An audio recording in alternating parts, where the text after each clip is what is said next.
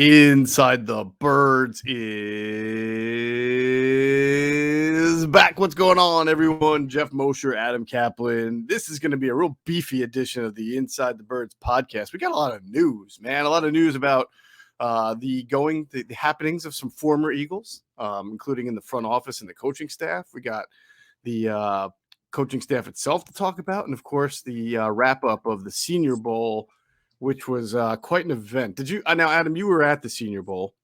Did you watch? I know you come back. You know, most people fly out, but did you actually wind up watching the Senior Bowl? I watched some of it. I taped it.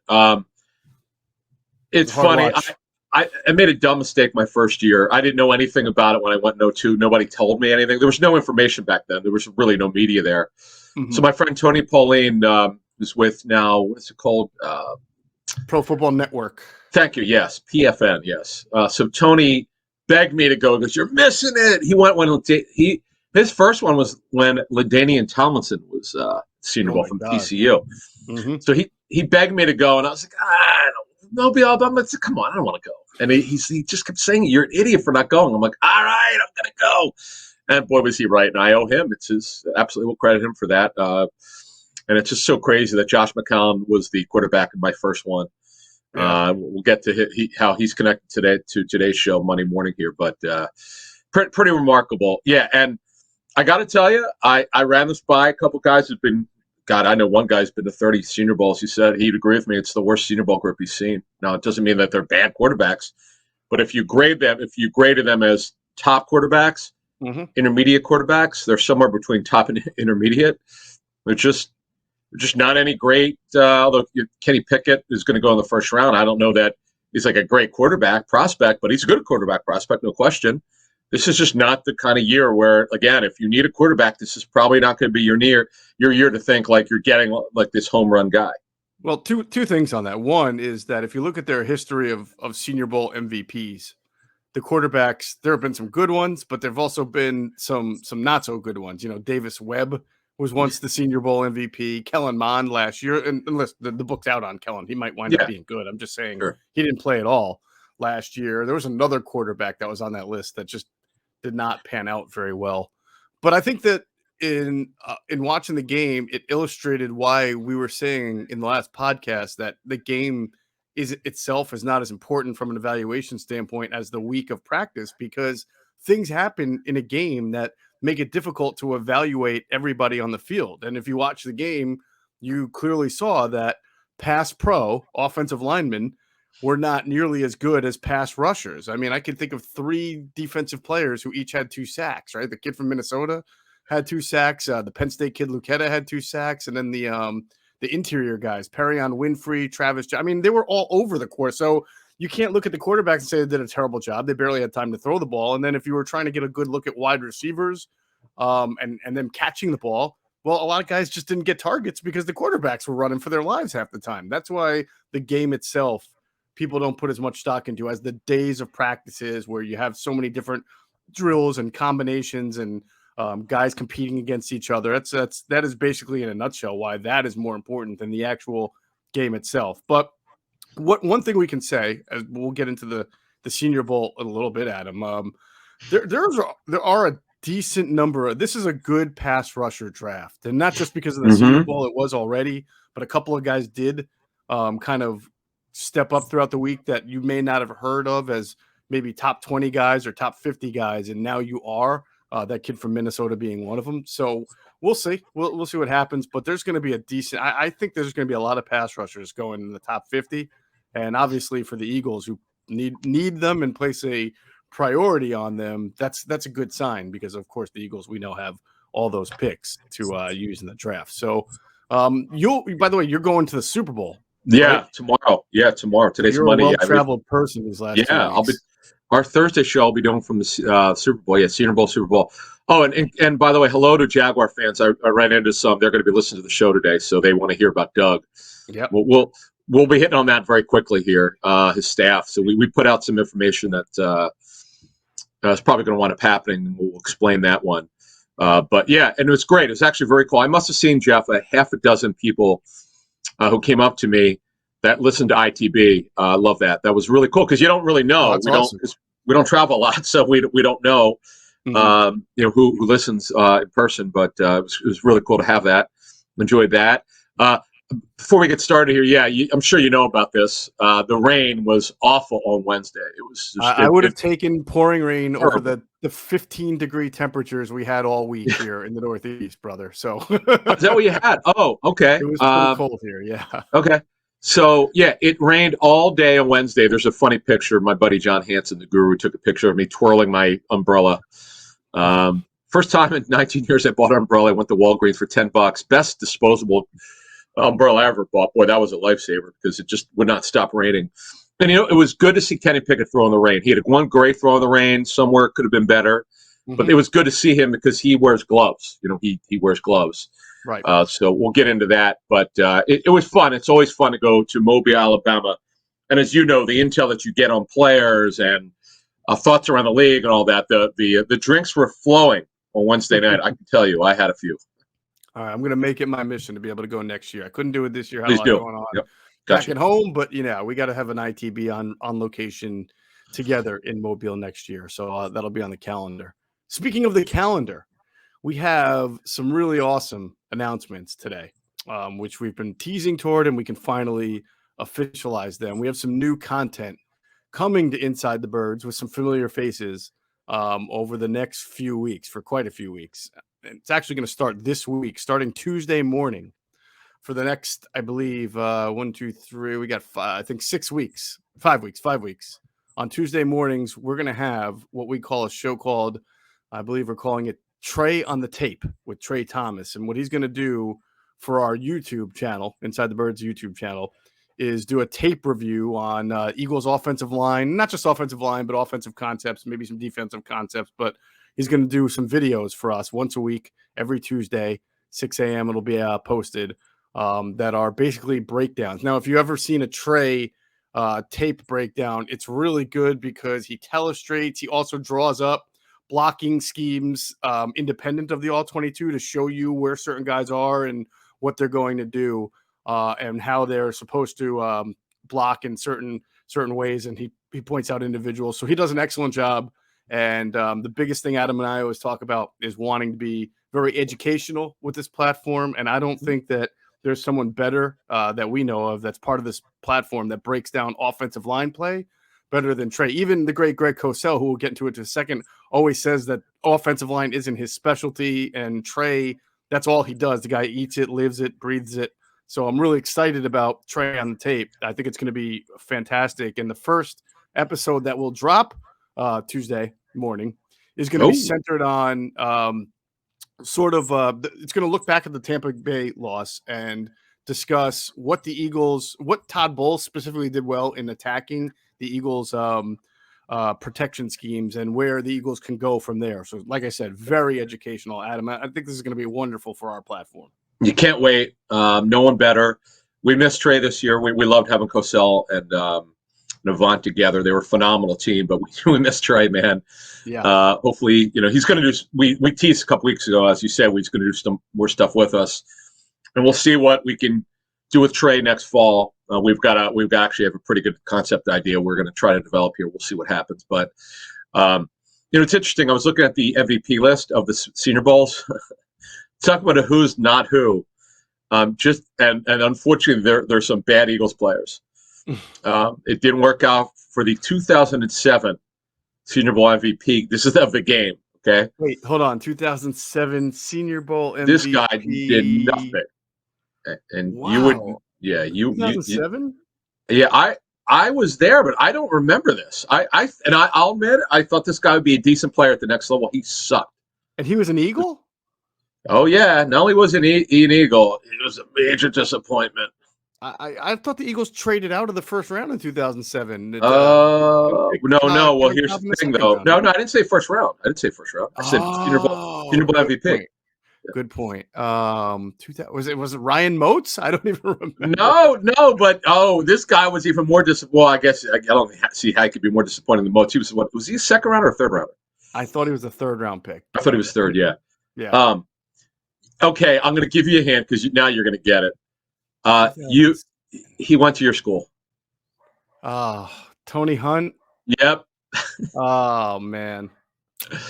Yeah, Penn he's State brutal. running backs and it's continuing so far with Saquon Barkley, who I do think will wind up being better Hurt. than when he's Yeah. been. Yeah, he's been hurt a lot. Yeah, But yeah, man, Penn yeah. State has been very disappointing in the running back category as far as their running backs from like 90 to 2000, early, when Curtis Enos and Evan Royster. I mean, Penn State's had a lot of good running backs, Evan, just never wow. really. Yeah, Evan Royster. There's a name. Okay. Yeah, Kajana So Carter. Remember, I mean, he tore up his knees twice, so it was kind of who's that? hard for him. I'm sorry. I didn't Kajana hear. Carter was the Oh, number could you? Yeah. 2 pick in the draft. Yeah, This is his first ever carry, I believe, for the Bengals in the preseason against the Lions. Yeah. yeah. All right. So here are the ones of the games that I went to. Well, no, Mhm. I shouldn't say games. I didn't go. I only went to one. So dumb. I don't know why I went to that one. Antoine Randall, I told that story before, how he went, he was a quarterback at IU. He would have gone, I was told, 6th or 7th round, slot receiver the entire week. No one could cover him. He went in the 2nd round, had a good career. I Mhm. was now coaching in the National Football League as a receivers coach, I think for the Lions, if I'm not mistaken. Now this guy was a great Penn State running back, Larry Johnson, LJ, Larry 2003. Johnson. Yep. Yep. And his dad was a longtime assistant at Penn State. This guy threw the hell out of it in 04. Phillip Rivers. I'd never seen anyone throw the ball like that, but he had a great week out of North Carolina State. In 05, this guy this quarterback out of Akron would wind up many years later being a quarterbacks coach in the league. Actually called the plays this season. It was reported for the Dolphins at some point. Charlie Fry. Charlie Fry. Yeah, yeah. I remember Charlie Fry. This Moss was not the good one. It's not Santana. His brother Sonaris Moss in Norris. 06. Yeah. Yeah, Yeah. yeah. Your guy Tony Hunt. Now this guy, I thought, this one I got right. I called him the next Dorsey Levens. He was a great back. In fact, I would argue he was better than Dorsey Levens. It's Matt Forte out of Tulane, the 08 MVP. He was great all week. Yeah, he Tremendous. was a really good running back in the league. Yeah, this guy I knew would never make it. I didn't like him. I thought he got overdrafted. Bill Parcells missed on this one when he was the Dolphins director of football operations. Pat White from West Virginia. Yep. Smaller frame. He threw line drives within 15 yards and he can run. If it had been a 5th round pick, you could have lived with it, but this was a mistake. Now, this next pick in 2010 was one of the Senior Bowl players the Eagles got right. They nailed this one. Didn't look good Brandon early. Graham. Yeah, yep, Brandon Graham. Didn't look good early, but he was great. And then 2011, this guy, I was told, 3rd round pick before the Senior Bowl week, had a great week, great game, got overdrafted by our good friend Rick Spielman, Christian Ponder. That was the one I was talking about. Yeah, Christian Ponder, another one. Yeah. Super smart in terms of intellect, great test score. But the crazy thing was, he had problems getting off his first progression. He just could not get him off one. Mm-hmm. What happened to him? This guy had a great week. In fact, really good lead up, but unfortunately, it didn't make it. I think he had a serious injury. It's Isaiah Peed out of Cincinnati. Was a 2nd rounder, I believe, without looking, to the Rams as a running back. Yeah, I think you're right. Yep. And then 13, this guy, I didn't see it at all. This guy got overdrafted by the Bills. This is a funny story. It was E.J. Manuel out of Florida State. Manuel. Yeah, yeah. Okay, here's what happened. Everyone in the front office pointed at each other. No one would take responsibility for this pick. Mm-hmm. This is I remember doing reporting on this one. Nobody wanted him in the 1st round. Yeah. Somebody did because they felt they needed to have a quarterback, and they got that one really, really wrong. If I'm not mistaken, that was Doug Whaley's first pick as Bills GM. I think that was could have been. Doug Whaley was their GM. Buddy Nix is also there. He came over from the Chargers. He was left over, and it just did not work. It just did not. That's a smattering. I don't want to go over all of them, though. That's enough for 13. But, yeah, I thought you'd enjoy that. I love makes me think about my memories of what I saw during practice, and how you've been there before. And you see it all out on social media. People go crazy after 2 plays, but if a guy just dominates all week, we're going to get to a guy that I didn't mention in the last show. I wanted to get a little bit more information, and thank goodness my eyes were correct based on So what I do is I talk to guys who have access to the practice tape, and that way I get at least a legitimate, okay, was I right about what I saw? Because sometimes they'll say, man, I don't know what you're watching, man. That's not right. I'm like, okay, well, tell me what you saw. But we'll get to that. I got 6 guys who want to make sure we talk about whose practice tape really was good. All right, that'll be good. Good stuff there. Yeah. So also continuing on the theme of new content at Inside the Birds, along with this Tray on the Tape. It's going to be every Tuesday for the next 5 weeks. We are going to bring back Greg Cosell with a show called The Intel with Greg Cosell. And this one's going to be fascinating. We got it for 10 episodes. It's going to start the third week of February. So February 21st that week. I think we're going to drop it on Wednesday, the 23rd, but that might not be settled yet. But that week will be the first of 10 episodes. The first 5 episodes, we're going to go through free agency and get everybody ready with Greg's breakdown of potential free agents that we think are the Birds might be interested in, but also just in general, some of the top free agents at the position. And then once we move past those 5 episodes, the next 5 episodes are going to be dedicated solely to the NFL draft prospects. And we'll break that down again by position as well. So really excited. 10 weeks. How about that? Greg Cosell. Last year we were able to get 5 weeks. This year we were able to come to an agreement with him on 10 and to get free agency involved as well. So really excited about that. And nobody breaks it down better than Greg. Trey are going to be excited to hear that. Yep, Greg and Trey, and we actually had to take out a loan to pay both these guys, but we're happy we did. We do thank them for working with us. Yeah. So real quick though, because Q&A, the final Q&A of the season is going to be this week. So it'll drop probably Wednesday morning, I think. Okay. And then they're going to take a little bit of a break just because they've been going nonstop through the Super Bowl. And we are working on, and they're fine with it. We're working on bringing them back in a capacity and hopefully the same way, but they do want to take a little bit of a break, recharge the batteries. And then we're going to kind of powwow and figure out what can we do that's good and continue to make it good, make it better for going forward. So you got ITB twice a week. You got Tray on the Tape once a week. You got Greg Cosell's Intel with Greg Cosell once a week. And at some point, I'm sure we'll get something done with Q&A to bring them back. So there's going to be a lot of really good Inside the Birds content, and we're not done. So we got something that we're working on with Andrew DeCecco, and then we got a couple of other projects that we're working on that are more Inside the Birds related or roundtable show related. That once we get the information, we'll come out with you. But I mean, we're really excited about all these different forms of content that we're going to be giving everybody. So hopefully everybody's excited about it too and looks forward to it and really, really appreciates and gets a lot of education out of it because that's the main thing here. Yeah, we couldn't do it without your support. There's no way with your all support. We've with clicking on links and advertising and so forth, it's really helping us come back to be able to give you more off-season content. We're going to have more off-season content that we've ever had on this show, like 3 to 4 times as much. And it's all because of your support. So we are grateful for all you guys watching and listening. And what else can I tell you? Spread the word, please. Because we had a guy email us, how could we get the word, how could they help us? And I appreciate the question.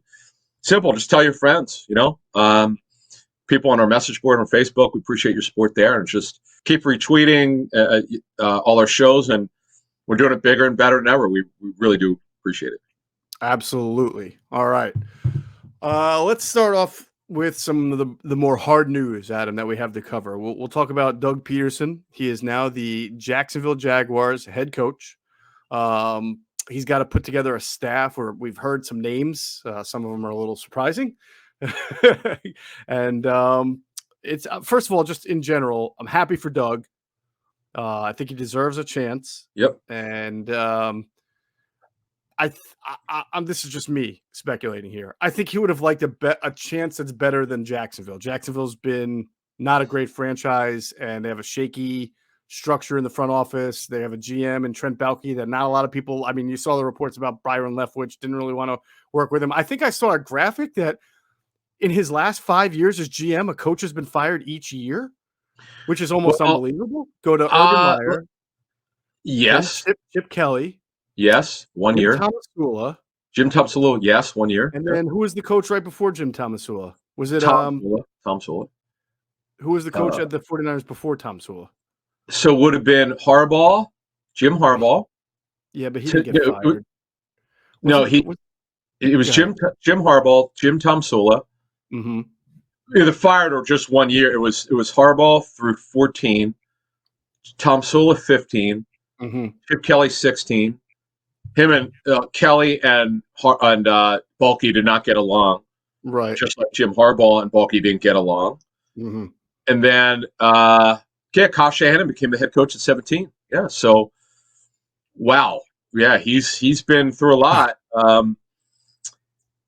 Now, Doug, Shad Khan, I listened to the press conference. Shad Khan did say that they wanted to talk to him last year, but he wanted to take the year off. Right. Now, they were going to hire Urban Meyer. Okay, let's make this clear. That this was their guy that they wanted last year, Urban Meyer. They got him, and unfortunately, that was a terrible mistake. He didn't even last his first year. What a train wreck that guy was. But look, here's the thing. They got three things going. They have a quarterback, and Trevor Lawrence, the first pick overall last year. We'll get to the staff in a second. Mm-hmm. They've got a ton of cap space and a lot of draft capital. Now, our friend Rick Spielman, what we're told is as of Monday morning, he has not made a decision yet. I'd be shocked if he doesn't take the job. It would not, obviously, Balky is the GM, but it would be a high-ranking spot. He doesn't have to pick the players. He doesn't have that pressure. He would have pretty much everything Balky didn't want to do, or was, he would give him responsibility to handle a lot of stuff. I know Pederson and Rick somehow know each other. They also have the same agent, Bob Lamont. Mm-hmm. So there's a connection here. Both very good people. Rick's got a great temperament, and we'll have, if he gets a job, we'll have a little bit more stuff, which we've got to pass on right now. But sure, I'll tell you what, if it broke down and Rick wound up not happening, we got something. We got something we want to do with Rick, which I'm sure he would want to do. Right. But we love that. If you haven't seen it, we did an interview with him last week. It was phenomenal. An hour, right? He gave us an hour. It's great. Yeah. No, it was fantastic. And by the way, the other coach I was thinking of was Doug Marrone, because Balky was there for the last year of Doug Marrone. So he was there for Urban Meyer's firing, Doug Marrone the year before, and then the 2 years in San Francisco, Chip Kelly and Jim Thomasula. So four GMs.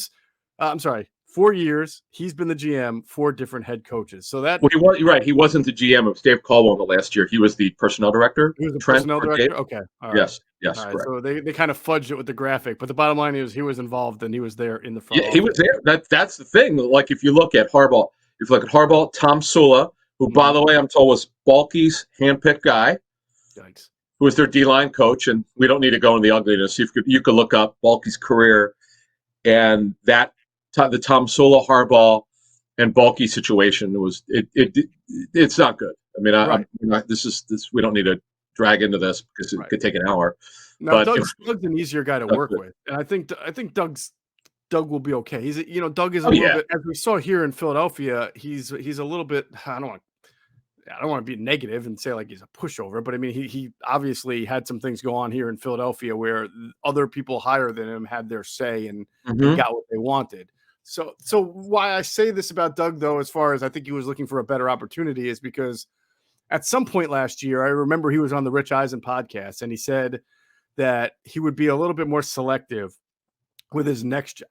Was he throwing a little shade at the Eagles? Maybe he said, I'll be a little bit more selective. And he talked about a little bit more collaborative. He's looking for a little more collaboration up top. I mean, we've talked about the 2019 drafts and everything. I mean, we know that there was a collaboration issue with the Eagles at times during Doug's tenure here.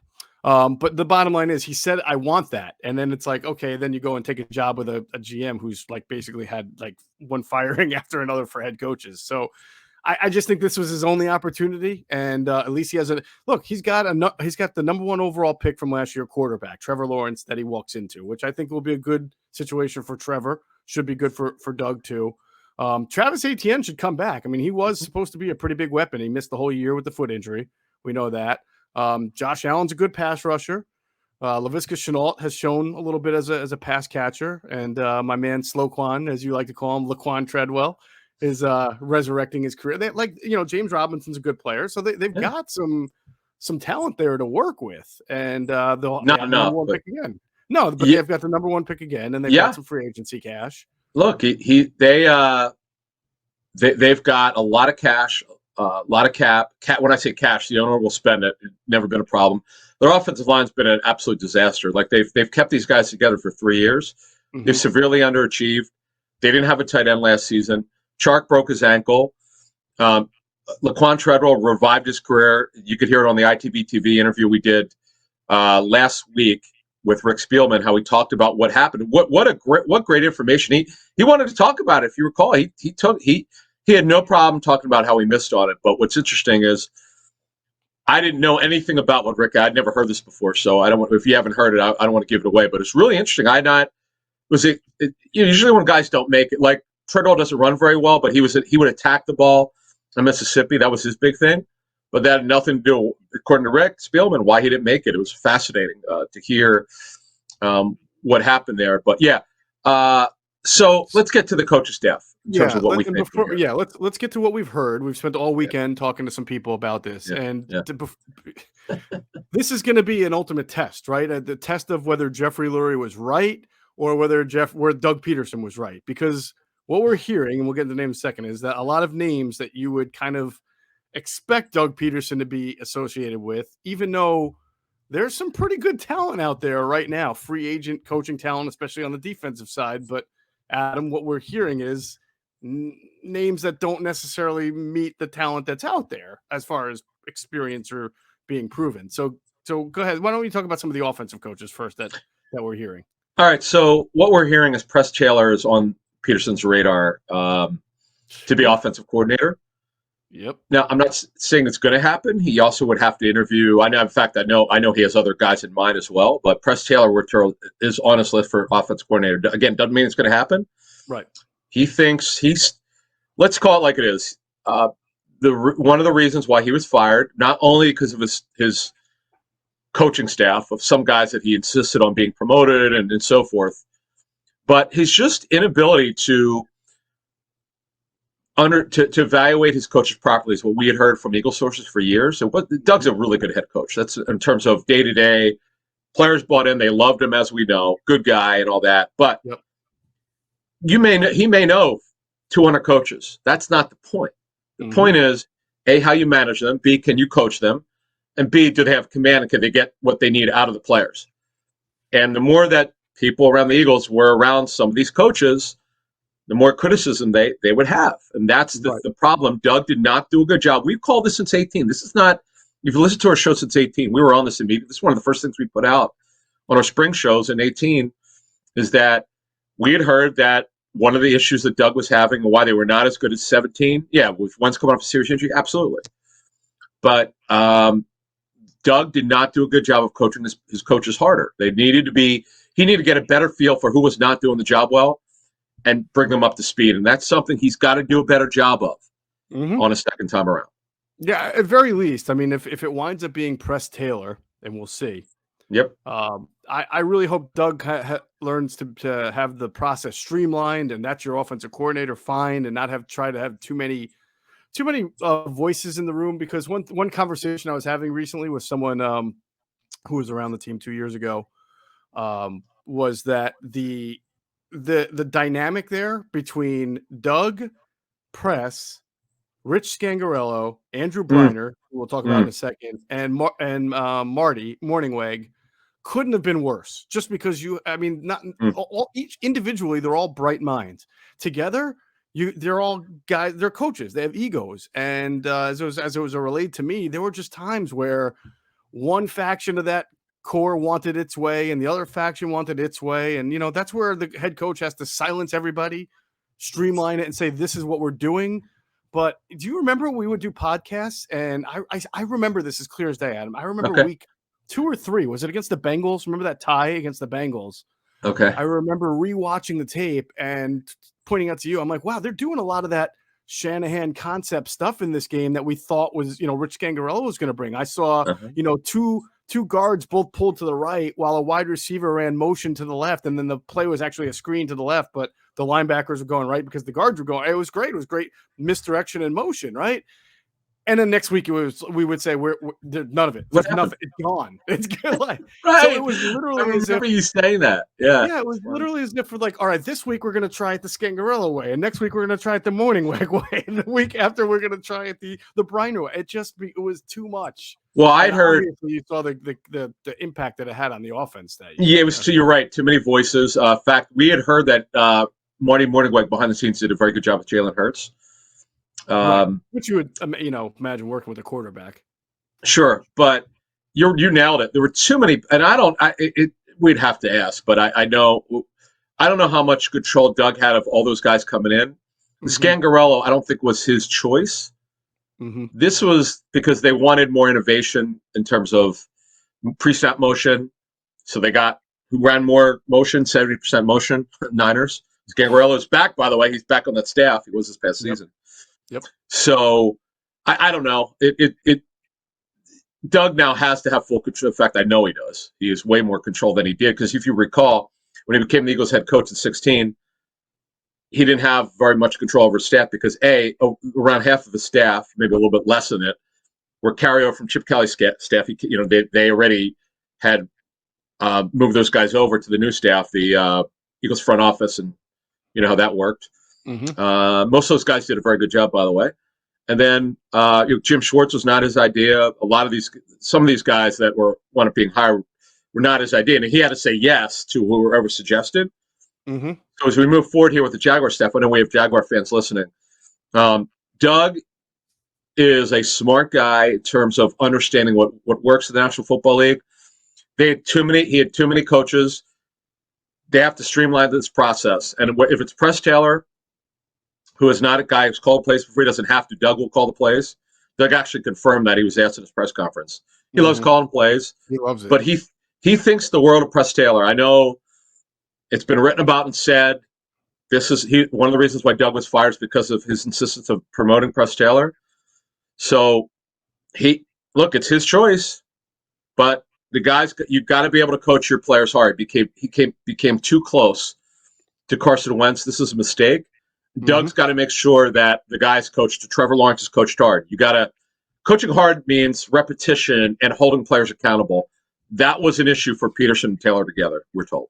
Yeah, absolutely. All right. So we mentioned Press Taylor, potential OC. We've heard the name Andrew Briner also. I mean, if Doug is going to kind of tap into that staff, so I imagine Andrew Briner will get a look at something on the offensive staff, maybe quarterbacks coach. Yeah, quarterbacks coach. Yep. I believe now it's hard not knowing whose decision it was, but there was a time where Eugene Chung was the assistant offensive line coach with the Eagles, and he was they moved on from him. I guess his contract was up. That's how they always say it. I mean, fire him. His contract was up. So, but it's going to be tough for Doug to find like good offensive line coaches out there. So there might be a reunion there with Eugene Chung. Really, Eugene Chung, huh? Okay. Yeah, I mean, I just think that would be a. I thought I heard that might be someone Doug would be targeting for. Oh, he's with him in Kansas City. He's with him in Kansas City. He was with him in Kansas City and then Philadelphia. Yeah, exactly. Sure. So just trying to think who else on the offensive side. Yeah. Yeah, there are other I'm not going to mention the other two names who are an offensive coordinator because they're not confirmed.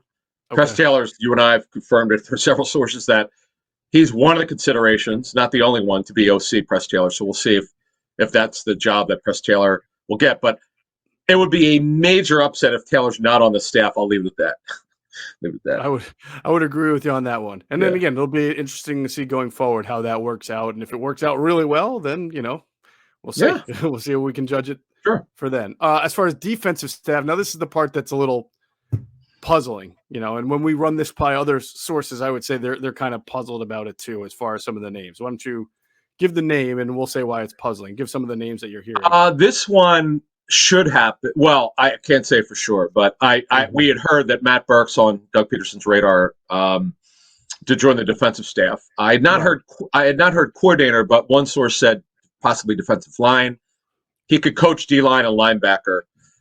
He was in the league as a senior defensive assistant. I saw him on my tour somewhere. I can't remember where he was, but he's a consideration to join Doug's staff. And for defense coordinator, Mike Caldwell, who Eagle fans might remember as a player and as assistant coach, who I believe is with the Bucks. Let me just double check that.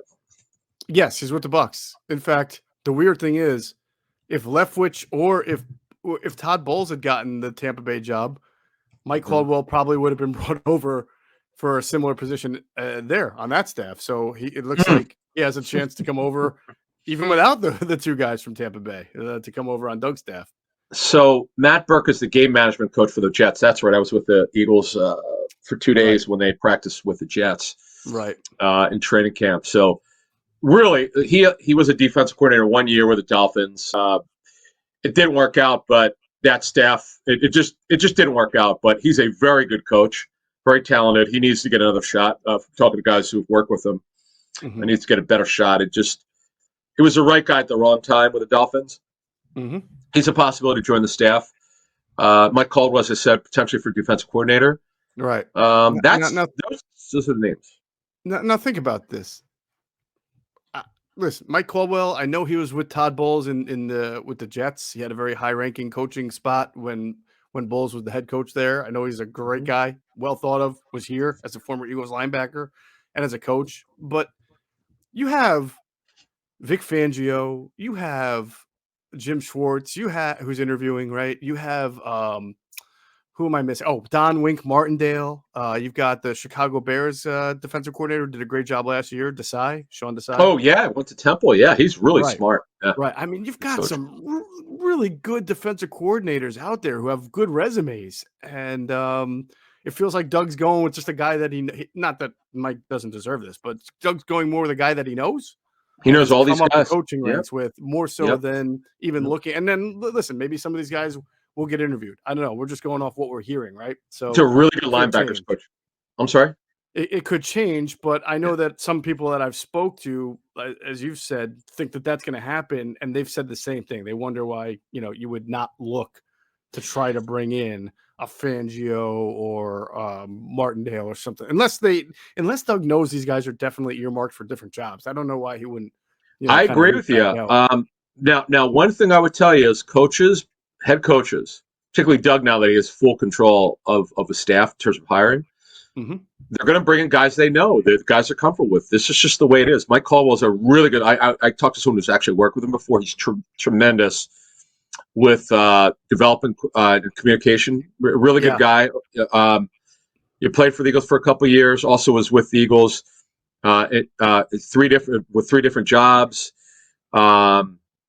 With the Cardinals, Jets, and then Bucks, as you said, with Bowles in 2 spots. Mm-hmm. So, hey, look, if he gets to the D coordinator job, good for him. It'll be the first time as a D coordinator. We'll see what happens. But, yeah, guys hire guys they know. That's just the way it is, whether it's right or wrong. Well, as you said a couple minutes ago, Pederson's going to be evaluated on the staff. Briner, by the way, Andrew Briner, if he gets the quarterback's job, I'd heard he's a favorite.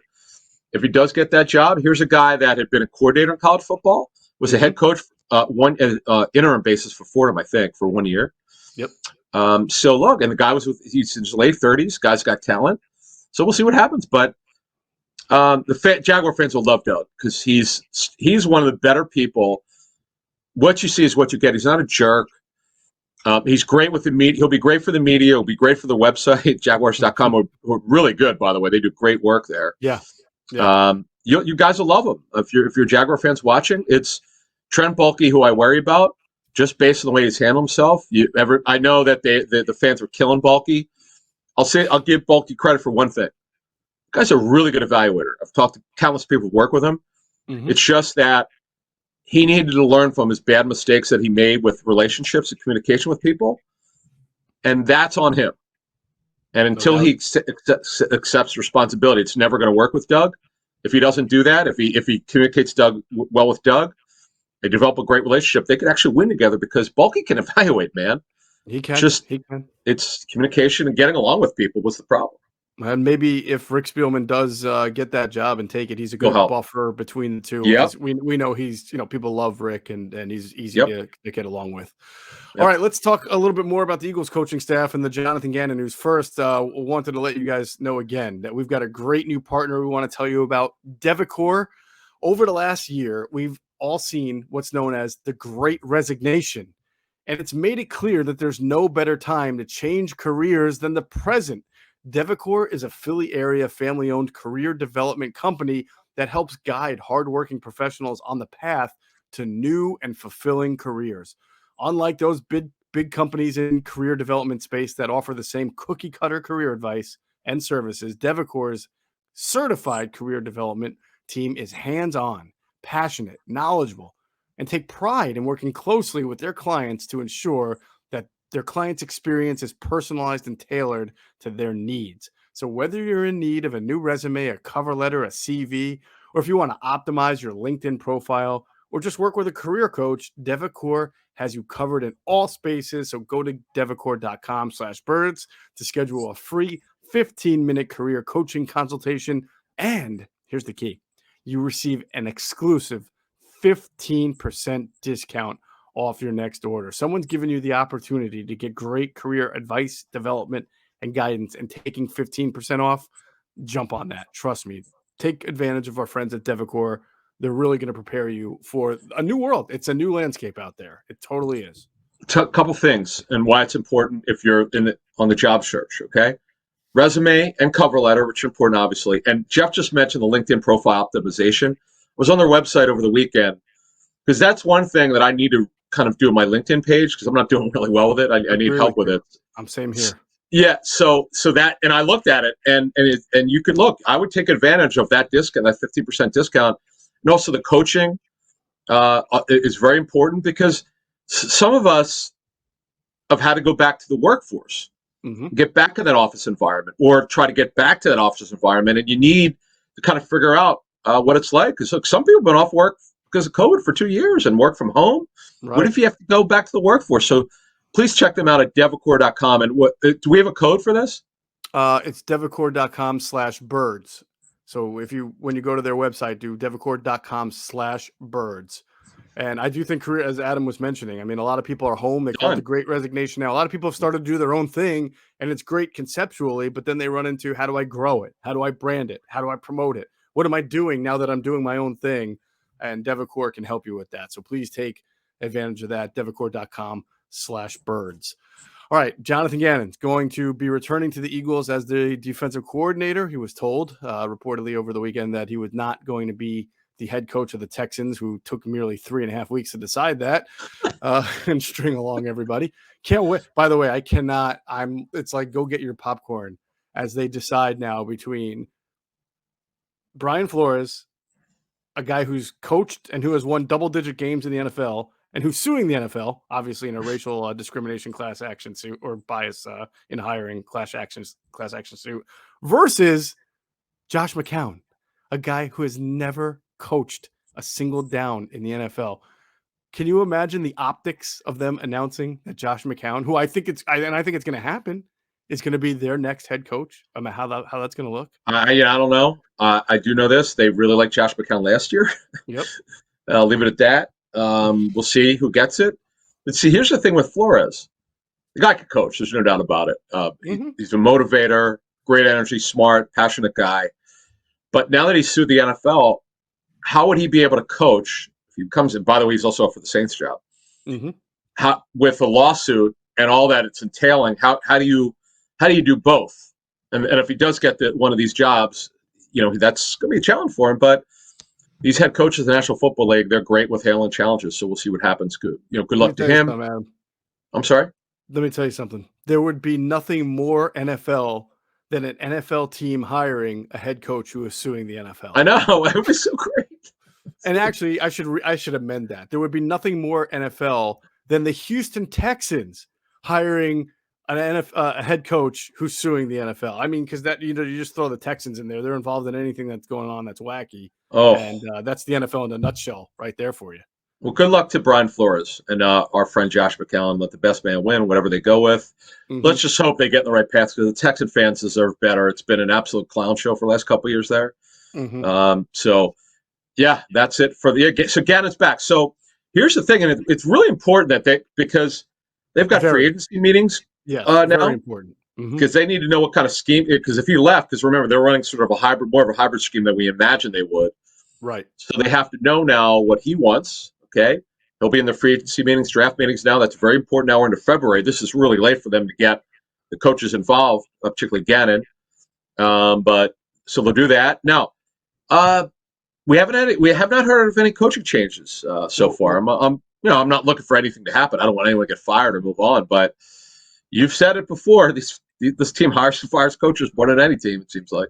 Yeah, especially I've said that no team who makes the playoffs also hires and fires assistant coaches, position coaches more than the Eagles. Now, to your point, it is really important that they finally had some closure and clarity on Jonathan Gannon, because now that he's back as defensive coordinator, Adam. He's obviously going to have some input on the coaching staff as well. Ultimately, it's Nick Sirianni's decision, and anybody above Nick Sirianni who wants to weigh in, as has been done before. But listen, I was told that there are staff members, and Nick Sirianni said this, but it's been 2 weeks now, who are still being evaluated, who are still being analyzed. And so just because nothing's happened doesn't mean that everything is settled. I think they were waiting to see what was going to happen with Jonathan Gannon. Because let's say Gannon went to Houston and plucked a few guys from the Eagles, then you don't have to necessarily fill the hole there or make a move because it's taken. But now that they know that Jonathan Gannon is their defensive coordinator, we'll see what happens because, again, these guys are still in an evaluation mode. And that part will have to finish up soon for everything you just said. You got to know who your staff is, who your coaches are, and then you start your process of talent evaluation for both, free agency and then the draft. So this should be an interesting week. I have a feeling if some changes were going to be made, it would have to be made pretty soon, Adam, because you can't let this thing drag out any longer. Fair point. Yep, I would agree with you. All right. So, and along the lines there, as we kind of move into evaluation, now the Eagles are 6 weeks away from free agency, and they lost the two scouts less than 4 weeks, actually. Wait, what did I say? 6? No. What week? March 14th. What is today? 8th. Okay. Yeah. Well, actually, February if you look 7th. at the open, it's like the open period. The thing 3 days before. Yeah. I think it actually opens on the 13th or the 14th. But 14th, okay, I think whatever it's it is. Yeah. Yeah. But either way, so it's close. It's 5 or that can go by very quickly. Yeah. And now they're down Brandon Brown and Ian Cunningham. It was Ian Cunningham who about a week ago went to the Bears.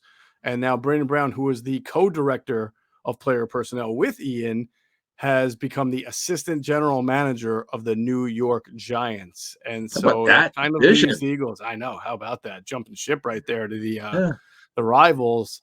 So what do you make of just in the timing of this and in general, losing two guys that respected within the department? Yeah, I didn't know. I mean, I'm assuming Joe Shane must have known Brandon Brown it's somehow, though I don't think they worked together because Brandon Brown was with the Colts before he came to the Eagles. Right. But look, he's a fairly young guy who his friends around the leagues told me definitely wants to be a GM. There's no question about it. He set his sights on being a GM. Now he's one step away as an assistant general manager now under Joe Shane. Apparently, he told friends around the league on Friday that he's probably getting the job, and he did. And now, as you said, they've lost both personnel directors. So what we're told is it won't be a problem at all through the draft, but it's going to be a problem long term because you've taken on two evaluators. Brown is he was basically more or less the pro director plus, but more to the pros. He definitely is more to the pro side where Ian Cunningham was both. They both had to be both, like pro in college, but Brown's more of a pro guy in college, where Cunningham was more of a college guy than a pro guy. So now he was both. And the big thing is for the over the top stuff for the draft. Get it? When you cross check for the draft, there's two guys who would have done that. That's important. That's important. These guys are veteran evaluators. You take them out. Now, obviously, they could hand it off to other people, but these are two guys who've got an eye for scouting, are pretty highly thought of. So, some other guy, they'll have to bring some other guys in, or not in, but for the draft, they'll have other people probably doing more work as cross checkers. But long term, there's going to be opportunity here for the Eagles as we move this along here. Roseman and Weidl, Andy Weidl, particularly because it's under his scouting group. You do wonder because the Eagles have a history of promoting from within, but also bringing guys in from the outside. So I do wonder what will happen here in terms of moving guys up. Well, one guy who I would just sort of speculate on has an opportunity to kind of have an increased role is Dave Caldwell, because he's a former GM. He brought in some decent talent there at Jacksonville. They had trouble keeping it, but as an evaluator, did a decent job. And when you have someone with that experience, and what is he right now? He is a personnel executive, right? Which is kind of a murky position. I mean, you would think pro scouting is exactly what he can do most because of his time as a GM in the league right now. Or not that he can't do college guys, but I would think that he could step into the role right now and really help out. Well, both Brown and Cunningham were in-house guys, meaning they're in Philly, they're in NovaCare. So whoever, again, we don't even know how they're going to do this now because you lost both guys. And it's rare for an NFL team to have. We're starting to see that the Chiefs did it with Borgonzi and Mike Bradway. I know they've done your co-directors, but you don't see a lot of co-personnel directors. So the Eagles have lost two. So I'll be interested to see what Roseman and White will do. Do they give Dave Cole more responsibility? Because he would have to move from Jacksonville, assuming he still lives there, back to Philly. Back to Philly, if that's what they're going to do. TJ McCray is a guy that Andy Weil knows very well. He brought him in from Baltimore, who was an up-and-coming guy many years ago, bounced around a little bit with the Colts. And then Max Gruder is their assistant director of pro scouting, who came over from the Dolphins. I remember Max as a player. Max is a young guy who could move up to be the pro scouting director if they want to do that. So there's an opportunity here to give some of these guys, as we mentioned, more responsibility. So we'll see what happens here. But look, it's rare that you lose two guys. It's one person, then two. Yeah, you don't typically see that. Now, on InsideTheBirds.com, when I wrote the story about losing Brandon Brown, a guy I mentioned maybe as a wild card because he's held the position before and he's still with the team is Jeremiah Washburn, who has kind of doubled as a personnel guy and a coach at times. I think this last year he was more so a coach. Yeah, he was only a coach, correct. Right, he was just a coach. But the prior year he was the assistant defensive line or offensive line coach, or no, defensive line coach and the director of player personnel. That was 2 years ago. If correct. Correct. Yes. And what we had heard through sources was that he really would rather just be, at least last year, he really wanted to just be a coach. So we'll see what happens. There's an opportunity here. It's kind of interesting. We don't get into this stuff very much because, you don't typically see any movement until it's usually after the draft. But we had a bunch of GM movement. Boy, it's amazing. For years, we'd see one or two GMs change. And for the last 2 years, we've seen double digits overall change. So the Eagles have some decisions to make here. Absolutely. All right. So we will see what happens there. But like you said, some opportunities, some decisions. As far as transactions, little, interesting on the radar is John Hightower, who did not immediately sign a reserve futures contract, was re-signed to a futures contract a couple of days ago. So it's he'll be back for the third year, and we'll see if he can. Just for now. Just for now. That's true. That's true. In fact, he's not guaranteed anything other than just being on the roster as we speak. Correct. They could literally bring in somebody and cut him tomorrow. And he doesn't kind of get to the cap. He's not part of the top 51. Right. It's a reserve future contract that there's no guaranteed money on his deal. He's got to get to OTAs. Like he's improved in anything. I mean, we talked about how they brought Keyshawn Johnson up over him. That was a terrible sign. And it's interesting. We're told they didn't offer Johnson a contract. He signed with the Niners as a reserve future contract. So yeah, but I don't know. I don't quite understand. Of Jason Avant, for our listeners and viewers on ITB, he coached them 2 years ago, and Jason told the truth. We've mentioned it several times. He confirmed what we had heard, and he actually went a couple steps more. He's just basically a guy that doesn't love football. Right. So maybe he's got himself together. Maybe they see something. I know he's talented. We've talked about his route running. He's explosive. But the commitment to doing your job day to day the right way has been his challenge. And they're giving him one more shot. We'll see. All right.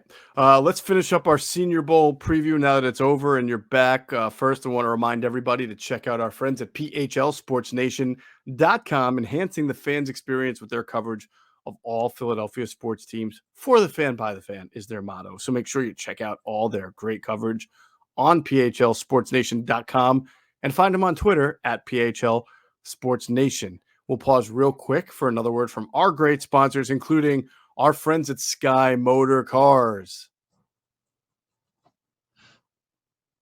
And if you stop into Sky Motor Cars out there in Westchester, PA, make sure you tell them Adam and Geoff sent you. You'll get a great deal. All right, so we'll put a little bow on, because we did go through a bunch of we really focused more in the last podcast on the quarterbacks. We focused on some of the pass rushers. But I remember you saying that this was going to be, what you were hearing was a pretty good crop of tight ends. going into the draft this year. Now, unfortunately, I don't think they got to show other than the kid from Wisconsin who caught a touchdown. Yeah. They didn't really get the chance to showcase their skills, but there's some. But they sure as hell did in practice. Oh my goodness gracious! Right. It was. I've never seen it so deep at the Senior Bowl. I've seen some. I'm so old. I remember Dan Graham coming out first rounder for the Patriots out of Colorado, who was in the 02 or 03 Senior Bowl, and Jimmy Graham, who was no one could cover him during practices when he came out in 09, I think it was 10 or 09. But these are all from sources tape study from the Senior Bowl tape, not just my eyes. Some of it's my eyes, but mostly from sources. So this is prior to the game because we will get a little word on what the tape showed. We're not going to go through 50 names here. This is just some of the names I wrote down because the man, when 3 or 4 people say the same name, I'm like, all right, thank you, done. That we're mentioning this guy. And actually, Greg Cosell liked this guy's tape from Tennessee. Velus Jones, who's a receiver, who had a very good week of practice. The tape showed it. Stood out, making really good body control catches, circus catches. Had a great week. This guy I saw, the next guy, he was phenomenal. Now, Christian Watson, who's a receiver out of North Dakota State, 6'4" plus, 210-ish. His college, see, interesting thing about him, he was dominant. Like, he was awesome. He also had a good game. If you look at his college numbers, you might scratch your head and go, man, I don't think his numbers are great. They're not, but his college tape is very good. He could run. He was good, very good kickoff returner. He also ran the ball a bunch. He's very gifted. I'm not doing round targets yet. I'm not even going to guess because they're not in yet. We'll have them for you as soon as we get a pretty good idea of where teams see them. But he had a great week. Everyone I talked to raved about him, and you always hear this term made money this week. He sure as hell did. He had a great week last week in Mobile, and he had a very good game. So kudos to him. Christian Watson, a receiver out of North Dakota State, he's got everything you like. He could run. I'm very interested to see what he runs. See, this is where I hope he runs in the 4.4s. If he does, man, he will not get out of the second round. And who knows, maybe it could be a first-round pick. But we'll learn more. I don't have enough on the round targets yet. And then everybody knows. Did you happen to catch with the broadcast crew with Jeremiah and? No, I didn't. I taped the game. I haven't watched it yet. Go ahead. So I think it was in the third or fourth quarter, and they were talking up Christian Watson. Oh, were they? And they were a little annoyed that he hadn't been able to get a target, because, like I said, the quarterbacks are running for their life for most of the game. And at one point, Davis and Jeremiah are saying, we got to get Christian Watson a target. We got to get Christian Watson a target. So they say to Tom Pelissero, who's doing the sideline, saying, Tom, you got to get them to get the ball to Christian Watson. Tom's standing next to Salah, who's his staff is coaching the game, right? So Robin Salah tells the offensive coordinator, get the ball to Christian Watson. That's literally on the next play, they throw it down the left sideline to Christian Watson. He draws a pass interference. It was a little bit underthrown. It would have been nice if that was a better thrown ball, but I think it wasn't Bailey Zappi. It was he had some balls that lacked juice. I did see. You could tell. Listen, that kid can throw with some anticipation. I was really impressed with the balls that Zappi threw that he knew where he wanted to go. Mm-hmm. He's good. He's going to be a guy who can be a good backup quarterback in the league on that. But when he had to hold the ball a little bit and then try to thread a window, you could see he just doesn't have that arm strength, and they were able to tip the ball away or disrupt it. But smart guy. You can tell. He knows he can throw. He's got that kind of Drew Brees-like way of being able to throw guys open immediately. He reminds me of Mac Jones. Neither have a very good arm. Mac Jones is bigger physically, but he does. Boy, he surveys the field really well. But my issue with him is if you watch him throw the football, do you even throw it 15 yards? I know I had heard on tape he looks a lot better on tape throwing it sometimes. Like his arm strength looks better. But man, he's got to, like, you watch his head knot, like he's got to really get his body into it, get some torque in it just to get it 15 yards downfield. It's a little bit concerned. He had some balls die on him on that game, so we'll have a little bit more on Zappi. But Trey McBride, if you follow the draft, he's one of the top tight ends for the draft. He had a great week. I ran this by two people. One guy disagreed, one guy agreed. He reminds me of Vance McDonald, who had a great week at the Senior Bowl, probably 11 or 10. retired. He was a second rounder, I think, for the Niners, if I'm not mistaken. I think Balky drafted him. Trent Balky might have drafted him, but yes, I think you're right about that. Second rounder. He had a big tuchus. He had a big lower body, but he was a really good blocker. Great straight line speed. And McBride's not real big. He's under 6'4", but he can move. He had an excellent week. He's another guy. Nobody could cover him. This one, I didn't see him much, but several people who watched the practice tape said this guy was dominant. Trevor Penning is one of the best linemen for this draft out of Ohio State. He's long, 6'6.5". Whether you want to play him left or right, he'll be a first-round pick. He had a great week. Yeah, it's Northern Iowa. Did you say Iowa State? Did I say Iowa State? Yeah, Northern Iowa. My bad. He's Northern Iowa. Yeah. No, he's a real hot. I mean, I'm not trying to disparage him. I'm saying he plays with an edge. I don't know if you noticed that or saw that, but I mean, he's basically pushing and shoving people after every snap. I love it, man. Love it. Yeah. Maybe it's like Taylor Lewan, that aggressive. He was a pretty good athlete. Now, he's really good. He came in highly touted and he lived up to it.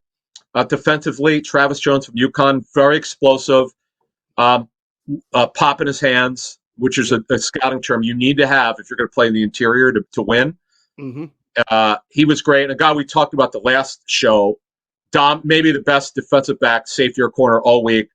That's Roger McCrary, corner out of Auburn, was great. Just really good. I'm sorry? Mobile native. Oh, is he from Mobile? Really? Okay, I didn't know that. Okay. Yeah. Kobe Bryant, but not spelled with a K, who's a corner from Cincinnati, who was really good. Showed up, very competitive on Tuesday and Wednesday.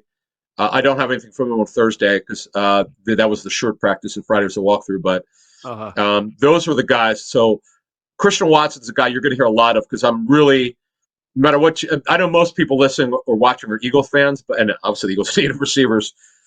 High character kid. His dad played in the league, by the way. I was told the college number should not be a detriment. That he had no control over that.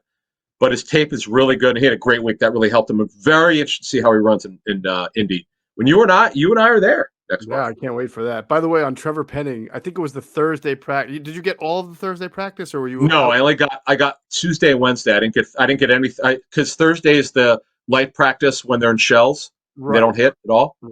Right. If somehow he got into it with somebody from the other team. Oh no! And that person from the opposite team was actually a teammate of his at Northern Iowa. Wait a minute. Hang on. Wait. How could he? Wait. You mean? How could he be on the other side? I don't understand. Wait. Defense. Defense. Happened to be on, it was defense. I got it. Yeah, hilarious. That's hilarious. Really? Yeah. That's awesome. Funny. All right. Maybe he's like Lewan. Maybe he's got a little testy there, but Lewan's a first-round pick and a pretty good athlete as a left tackle. But those are the guys that from the practice tape that I was told that look really good. And we'll have more information. Out to me, by the way, the defensive tackle from UConn, Jones jumped out. You could see. Yeah, he had a good Senior Bowl. Yeah, very good. Yep. I don't know about the sack numbers in college, but I just know that his tape was really good. Guys told me who watched the practice tape. So what we'll do is this for our Thursday show. I'll have even more for you. The Senior Bowl, more standouts. We'll have more from Thursday's practice, and then from the game, what the practice tape was, what the game tape looked like. See, you mentioned earlier, the problem with the game is, like I remember talking to Joe Flacco about this many years ago. He barely played in that game. He had a very good week, like really good week of practice. It's just not fair because you got to play all three quarterbacks, both teams. It's hard to get in a rhythm. Right. We talked about the kid from the Liberty quarterback, who I love watching. I know he's a total project, folks. I'm aware of it. A couple people came at me on Twitter, said I was too over the top with him. I just had fun watching him. When you're watching, you just have what Malik Willis we're talking about. I get it. He's a total project. I understand that. Right. I have no idea where he's going in the draft. I wouldn't even guess. I have no idea in terms of what round, but he's a total developmental quarterback who's going to be a third quarterback year one. There's no question that's not in debate. He's a major project, but he's got so much skill. I understand talking early to scouting sources, his tape is shaky, to be honest with you. But when he's got himself right, you go, holy smokes, there's something there to develop. That's all I'm saying. Now, Zappy is I think he's more of a backup at the next level, but we'll have more on. Some people are saying he's Gardner Minshew. I think he's a little bit more gifted than Minshew. I get it; they're both smaller quarterbacks and good, good processors and all that. But we'll get into the quarterbacks, and we'll get a little bit more information on Carson Strong's right knee. That we're told is going to be the issue for him. We'll see where that goes. But I had fun, man. Although I had to watch practice in the rain, twirling my umbrella. It was good. It was just good to be out there. And by the way, it was at South Alabama. Yeah, I'd never been there before. I thought that was pretty cool because you had Jalen Tolbert, the wide receiver, who went to South Alabama there, and then you had Roger McCreary, the Auburn cornerback, who's from Mobile. So it was some kind of a nice local flavor there at the Senior Bowl. All right, we'll put a cap on this. We'll talk a little bit more. I will say I've talked about 3 people in the league about the quarterbacks and how it stands right now. And of course, everything changes. And it feels like the consensus would be the safest pick as of right now would be Kenny Pickett, most pro ready, Kenny Pickett. The one who probably will tantalize you with the upside most is Malik Willis, because as you mentioned, if you start to coach him up and get that great rocket arm and that athleticism going, you could really have something great there. And then the guy who has the best arm talent would be Carson Strong. It's just that he's got the knees and he's not very mobile, and that becomes a whole issue unto itself. And one person that's what said who wasn't fond of Sam Howell seemed to get a better impression of him throughout the week and in the game. So, and one guy we haven't talked about because he wasn't there, had the injury, was Matt Corral, and he factors into he will be. Well, that's why we didn't talk about him, because he had an injury, so he wasn't there. Right. But we'll have he's got us highly thought of, so he'll be in the pecking order for be one of the top 3 quarterbacks. We don't know yet. It's too early. Again, the combine is when we get our best stuff. We actually broke some news the last time we did a show together there. So I feel like this draft is going to produce a whole lot of good number 2 quarterbacks in the future. Might be. That's the quality of backup quarterback in the NFL is about to get a lot better. I'm going to be honest with you. It's the worst group in 19 years. I mean, it's not bad, but it's just not high level that I'm used to at Senior Bowl. It's just and this is not a year that you want to. If you're one of the 13 teams that does not know who their quarterback will be for 22, this is not your year. But guess what will happen? Whereas Pickett, Ritter, who I like, who had a good week, more on him. I know our scouting sources, the guys I've talked to, do not like him very much, but I'm probably the minority of the people I've spoken with. But so a couple of these guys are going to be better than they think. See that? Look, it happens every year where people don't like these quarterbacks, and didn't see that couple. Hey, by the way, Patrick Mahomes. Teams will tell you most of them did not like Patrick Mahomes, and those people were wrong, and they'll freely admit it. It's helped some people we know actually do a better job of scouting. They've kind of changed the way they look at quarterbacks because of the Mahomes mistake. Sure. And real quick, what do you get on what is Kenny Pickett missing? I like Pickett. I don't see. I guess he doesn't have a Justin Herbert arm, but he's more of a finesse thrower, and he doesn't have a Josh Allen arm. But he's accurate, and he's athletic. He's a good kid. He's got 2 inches arm strength, which I think it's enough. I think it's plenty. It's not a gun. He doesn't have a gun. He'll never have a gun. Right. And 2, he's got very small hands. Huh? I mean, Burrow doesn't have a gun. He has a good enough arm to make. Burrow's got a better arm than Pickett. Yeah, Burrow's got a better arm. It's probably not hugely, immensely better, though. I mean, somebody told me the same thing. The league that both those guys, they're not known for having arms. They're just really good quarterbacks. Right, but Burrow could drive it a little stronger, and Burrow's a little bit bigger physically. But Pickett could get it out. He played in a pro system for 3 years. Guy's a good quarterback. He's clearly no worse than a mid-first round pick. Now, what does that mean? 18 to 10? I have no idea. Right. We'll learn more as and plus he's got his hands are small. There's a personnel director that I talked to last week in Mobile. He's very critical. He goes, man, we're just not used to in our league having guys who hands smaller than 9. See, I laugh at that. That's like, remember how I told you around this time last year that there were concerns about Creed Humphrey being a left-handed snapper because it's just not something that's common in the NFL. And he wound up having probably one of the best young offensive linemen in the league. So I'm sorry. To me, the hands thing is about bad weather, and he played in Pittsburgh. Sure. He already proved it. Like I wouldn't even make it. That's just me personally. I know I'm not a personnel director, but like I said, different strokes for different folks. We'll see what happens. The quarterback pecking order is not complete yet. We'll have more information, and it's fun. I've done more work on these players that I have in recent years, just for whatever reason. Mm-hmm.